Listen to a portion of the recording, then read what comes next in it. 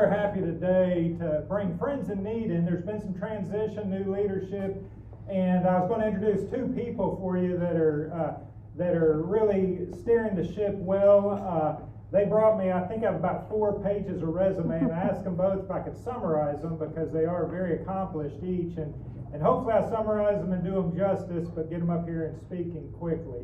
I've known Betsy now ever since she has been on the board of mayor and alderman. I think most everyone in here knows Betsy. 31 years educator within the elementary school, served on the Board of Education, BMA, I guess for the past 6 years, and a lot of different involvements. Isaiah House is another one that she's super proud of. One thing I've noticed as you look at her involvement at First Broad Street's nursery, she always leaves a wake of excellence behind her. And that is definitely her fingerprint on the BMA that I have noticed. We meet with the alderman individually one-on-one. She asks great questions all the way through it, always becomes very knowledgeable before she votes. And she has an advantage because she has another half called Freddie. And Freddie likes to present a lot of different questions through Betsy to get her thinking about things as well. So the two of them have been a team for many, many, many years. And the other wake of it, there's a whole page and a half of accomplishments of Betsy, but really the things that she probably is most proud of that does show that excellence that she and Freddie have established are her 2 daughters, their families, and the grandchildren. Cooper Andrews, Carter Andrews, both live in South Carolina. She's down there all the time with them. Ford, if you've never met Ford Kilgore, you need to. He is going to be a shooting star in Kingsport. He already is. He'll explain all different kind of things to you. Ford, Sammy, and Mac here locally. And then we also have, so she is now the executive director of Friends in Need. So we look forward to great years ahead. And then Trey Darnell, I just met Trey, but we are fortunate as a community. Trey has come in 2017, I guess, is when he transitioned more from his career in aviation, many years as a pilot, many different accomplishments in different companies, and he has already plugged himself in. And I might be missing, you might have been here well before 2017, but he has plugged himself in leadership positions in many different boards throughout the community, Boys and Girls Club.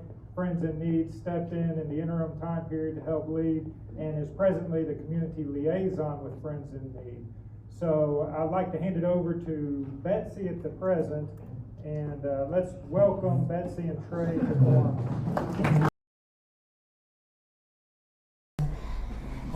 Good afternoon. Before I start, I want to mention 2 people that I feel like they're giants at Friends in Need, and I kind of stand on their shoulders. Bruce and Rosalie Seitz, they were some of the founding fathers of Friends in Need, so I really appreciate what they did many years ago to start the organization that I'm director of now. Ryan said that I was a teacher for 31 years. So as I started to think about this presentation, I thought about what I would do as a teacher. So I'm going to talk about the what, why, who, and how. The very same things you talk about when you're teaching reading comprehension or reading strategies. Okay, what is Friends in Need? What are we? If I gave you our elevator definition of Friends in Need, I would say that we're a 501c3 charitable care clinic that serves the uninsured and underinsured people in our community. That's what we are. We also are our mission statement. And I'm not going to read this. We have a mission statement. That's what we are. Same thing, a faith-based, non-profit charitable care clinic serving medical, dental, and pharmaceutical needs for the underserved population in our community.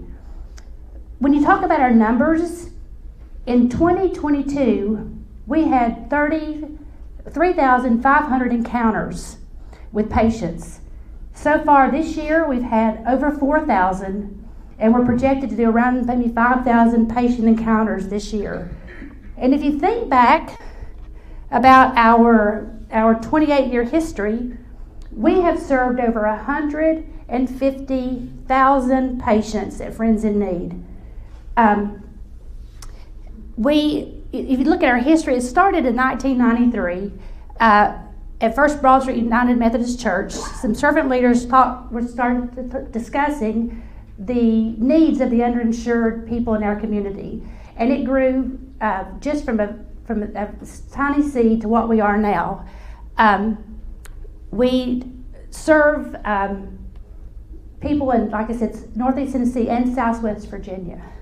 So one of the most recent additions, we have a ballad navigator that's embedded in our clinic, and she, if we can't, we see to their medical, dental, and pharmaceutical needs, but if they have insecurities, food, or rent, we send them to our ballad navigator, and she can help connect them with other agencies in our community, which is a real asset to the people that we serve. Okay, now why? Why do we do what we do? I think of a quote with Pope Francis that said, "You pray for the hungry, and then you feed them. That's how prayer works." And so that's kind of been our philosophy at Friends in Need. I also think of a quote from Mother Teresa. It says, "I used to pray that God would feed the hungry or do this and that, but now I pray that He will guide me to do whatever I'm supposed to do, what I can do. I used to pray for answers, and now I pray for strength. I used to believe that prayer changed things, but now I know that prayer changes us, and we change things." So that's kind of, like I said, been our philosophy at Friends in Need, that we want to work to be the hands and feet of Jesus. As someone comes into our clinic, sure, we pray for their health. I take it home with me at night. I pray for the patients that we've seen throughout the day. But beyond, we have to do something else. We have to work, becoming the hands and feet of Jesus, to do what we pray for. We just can't pray and think that's where it all ends. So I think that quote by Mother Teresa really made me stop and think, or kind of summarize exactly what I think we do at Friends in Need. Now we talk about the who. Who are we? Well, our staff at Friends in Need it's a mission, it's a calling. They're there to serve people that are very underserved in our community. They could probably get a job anywhere else in their field, but they view it as a mission. And you just have to be there for a short time and see the interaction between our staff and the patients that we serve to see what a sweet, gracious staff we have. I know that Friends in Need is life-changing.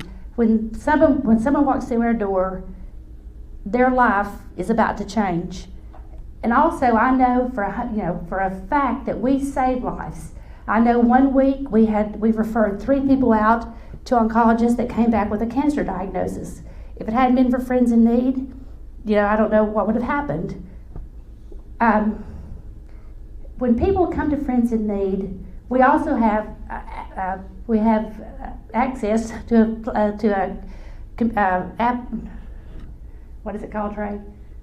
Project Access. And if they present with a more of a catastrophic condition, we can refer them out to Project Access for more extensive work than we could do in the clinic. For instance, we have someone that needs a knee replacement. We can get her hooked up through Project Access, and she can get a knee replacement because she does not have insurance. So we're able to do things with other organizations in our community. Let me tell you about some of our success stories.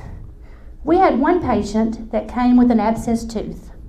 She was also diabetic, and when they were she went to another clinic, and they wouldn't pull her tooth or treat her tooth because her diabetes was so out of control. But she couldn't afford her medicine. She was uninsured. So she came to our clinic.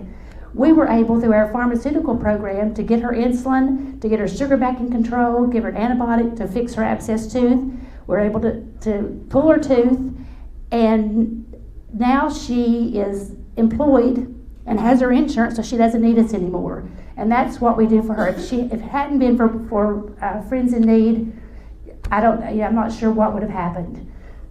We had another patient that came and talked to our RN and said that she was trying to, that her protein level was down. So after talking to her for a while, she realized that her protein level was down because she was selling plasma for grocery money. She was selling, and so when we found that out, we were able to hook her up with SNAP, hook her up with a food pantry, a local food pantry. So she left with food. She left with signed up for SNAP, and so now she can eat and not have to sell her plasma as often for grocery money. We had one lady that came in that she had one visible tooth. And so she was very timid. She wouldn't talk. She kept her mouth down. She kept her hand over her mouth as she was talking. Very shy, very embarrassed. And so she was there several times for several treatments to make her dentures. So the day that she came, that she knew that her dentures were there, that she was going to come out with teeth, she had a new haircut, she had makeup on, and she had a new outfit on. She came, and when they put her dentures in, she smiled at everybody. She went around showing her teeth, and so to her that was life changing. That one, being involved with Friends in Need and what we could do for her changed her life. There's no doubt. As I said, we change lives daily. We save lives. And it doesn't take long to, you don't have to be there very long to hear some of these huge success stories. Now, the last part of my presentation, before we get to questions, is, how can you all help? How can we help? Friends in Need, we're very dependent on grants from the state. We have grants called Safety Net for patient encounters. And we just started taking TennCare dental on August 1st. We're in the process, probably in the next few weeks, of being able to take TennCare medical, which, especially TennCare dental, our numbers exploded. We went from 40 applications a month to now 40 a week for TennCare dental. We're already booking out to February for dental patients. We're hoping, we have room. We moved to a new building about a year ago. We have room for expansion, and we're trying to open up 4 more dental operatories just because of the need for dental care in our area is so great. So if we get some more dental rooms opened, then we can hopefully increase by about 30% our number of dental patients we can see, even with the staff we have now.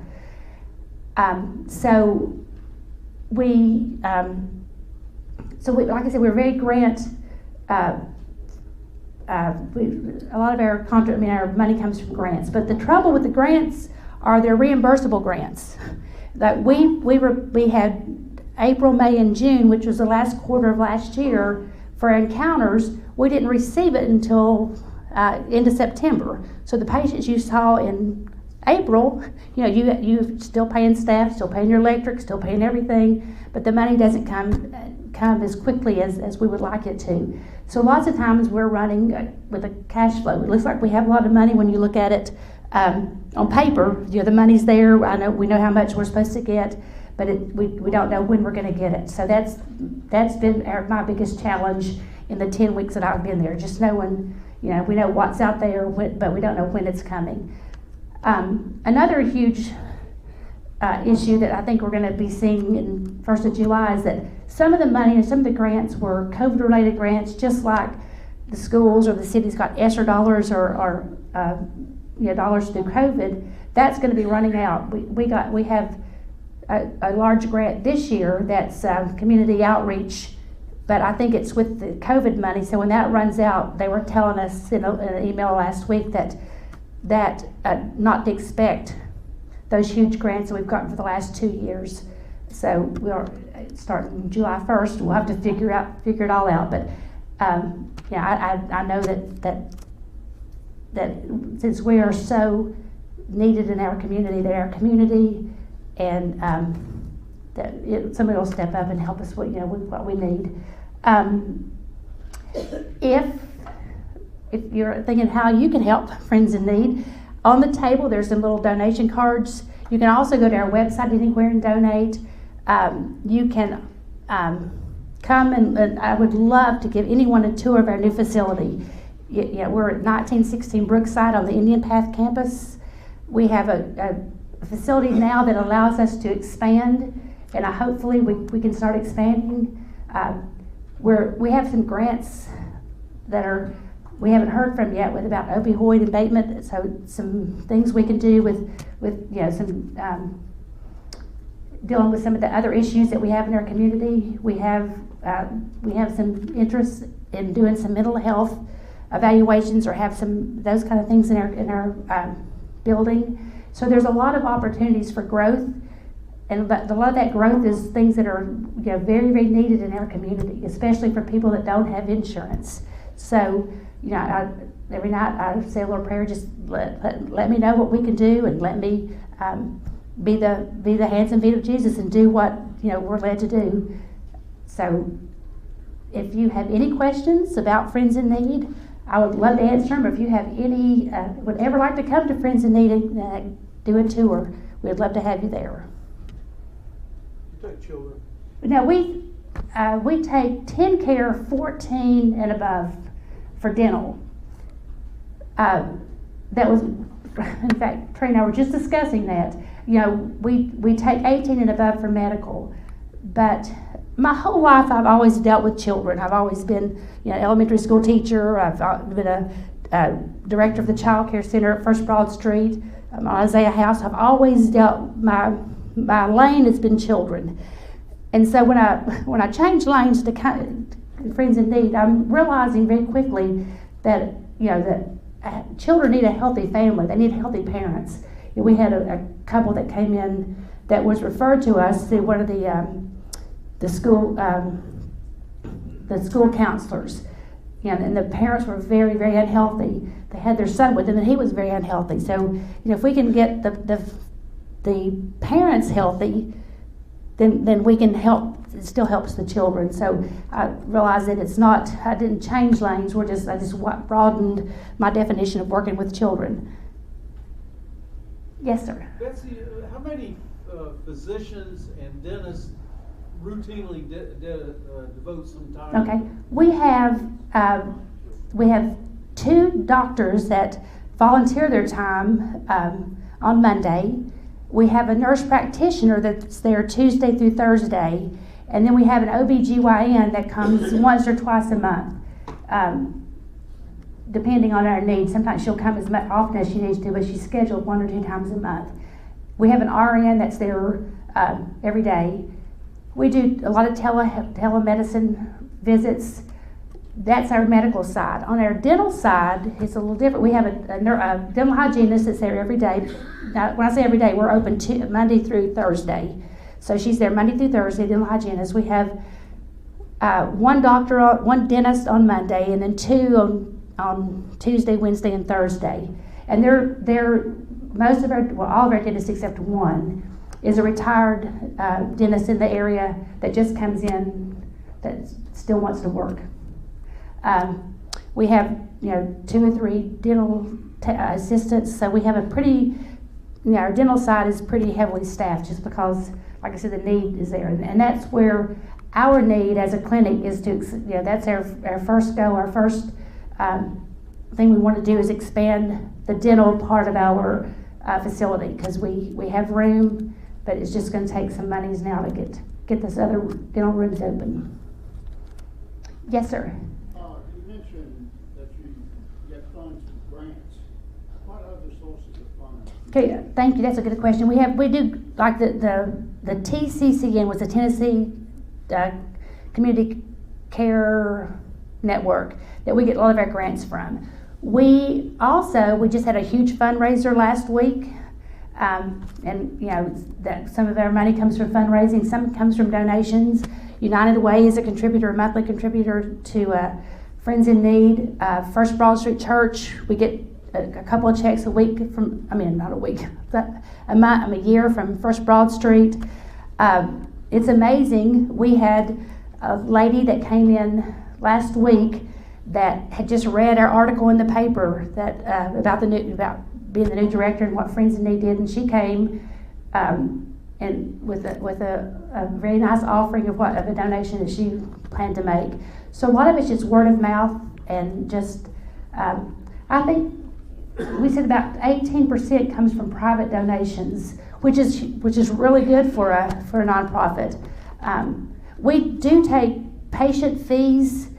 They're on a sliding scale, so sometimes it's like a copay, but it's depending on their income. So it might be $10, or it could be $20 or $25 for a sliding scale for patient fee too. So we get some money from patient fees, some money from grants, some money from just private donations.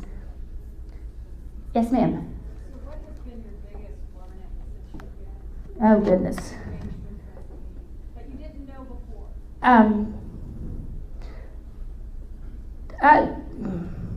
It's been a huge learning curve. I said, I've done a lot of things in my life, but this one, I guess I feel like I got the biggest tiger by the tail when I got a hold of this one.